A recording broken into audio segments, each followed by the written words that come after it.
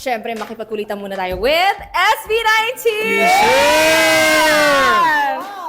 Una-una sa lahat, guys, congratulations, of course, sa inyong launch ng Crimson. Naalala kasi namin, nung unang beses nyo na nilaunch yung Gento, dito rin sa All Out Sundays. Before, pagka nag-guesting kami sa mga ganitong lugar, sobrang nahihiya kami kasi we feel na hindi kami belong. Pero thank you sa ganitong klaseng mga lugar na pinaparamdam nila sa amin. Hindi, before kasi nahiya kami palagi. So parang nafe-feel namin yun. Pero ngayon, dito, sobrang nafe-feel namin na sobrang ayos dito. Gusto yun, naihapon yung ayos. Ayos na ayos talaga with SB19, no? Sobrang happy namin kasi finally na-meet namin yung ibang P-pop groups and na nagtipon-tipon na performing together, and that is one of the things na we really hope for, and right now it's finally happening little by little. So ayun, I just want to thank AOS. Thank you so much for making this kind of platform for us sa mga new artists din. Yung mga nag-dream talaga to be in this industry. So maraming salamat sa inyo. Alam naman namin na kilala talaga kayo ng mga 18. Kami, syempre gusto rin namin kayong makilala. Sino ba yung may pinakamaraming gamit sa inyo pagka like usually yung mga ganito like sa set o Pinakamaraming gamit sa dressing room. Dinadala. Okay, 1, 2, 3, 2, 3, go! Alam niya. Explain yourself. Explain yourself. Ano lang po kasi para usually nagdala ko ng bag, ng laptop. Feeling ko lang dinadala ko na doon yung mundo ko. Bakay mo. Heavy pack. Yan, medyo... Yan. Kama, yeah, syempre may kama. may dala kang kama. Folding bed, baka ganun. Ikaw yung pinaka-antukin, Yes, no? ako yung pinaka-outdoor sa amin. Sino yung naman Masandal yung ko doon. sino yung pinakamalakas kumain sa inyo? Oh, Ikaw din. Ay, parang mahirap. Mahirap. Sige, One, 2, 3, go!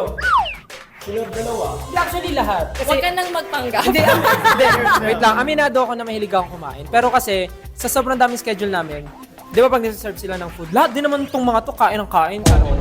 Yung iba nga nagre-request pa ng halo-halo, yung iba magre-request pa ng chicheria, yung iba naglulugaw, o kaya wag niyo akong inaano, kayo rin naman. O. Siya yung pinakamarami kumuha, pero siya yung pinakamarami kumain. No, hindi niya Inuubos, o Kasi ang tingin takautingin. Kain ka ng konti. Syempre, kailangan mo alagaan ng health mo. Diba nga idol natin sila lahat. Pero sa group nyo, sino yung parang pinaka-stricto, yung parang laging naninita na, uy, ganyan. Oh. 1, 2, 3, go.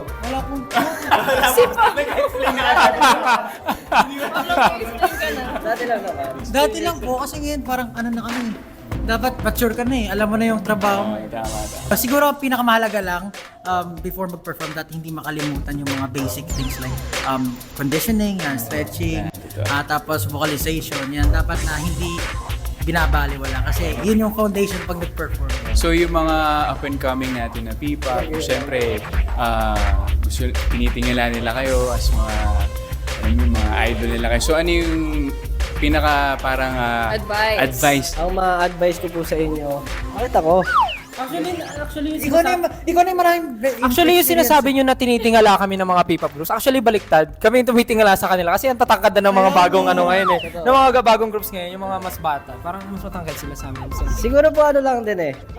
Kailangan lang po nila talaga i-trust yung process, gawin yung best nila. At syempre, work smarter din. And work smart, not just hard. Parang ganon. Kasi kailangan din po talaga ng discarded dito siguro sa industry. And of course, basta mahal nila yung ginagawa nila, for sure naman may bunga. Tama. And alagaan nila yung mga taong nag-aalaga rin sa kanila. dami experience. tsaka yun, dagdag na lang din kasi dito sa industry, parang mahirap din ipakilala yung kung sino kayo.